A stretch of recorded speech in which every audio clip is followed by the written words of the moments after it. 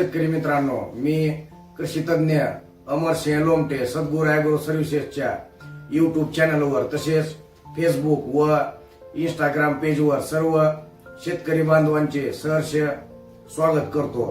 पावसाळी तसेच खरीप टोमॅटोची आपण 20 मे नंतर त्याच पद्धतीनं जून जुलै महिन्यात लागवड करू शकतो।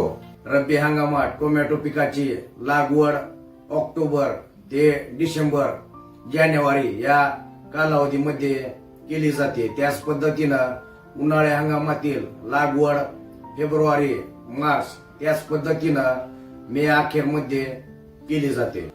बऱ्याच शेतकऱ्यांच्या मनामध्ये असा प्रश्न असतो की चांगला बाजारभाव मिळण्यासाठी टोमॅटो पिकाची कधी लागवड केली पाहिजे। तर मार्केटमध्ये आपला माल जानेवारी ते ऑगस्ट दरम्यान आला पाहिजे। तर या पद्धतीनं आपल्याला लागवडीचं नियोजन करायचं आहे, जेणेकरून आपल्याला चांगला बाजारभाव घेता येणार आहे।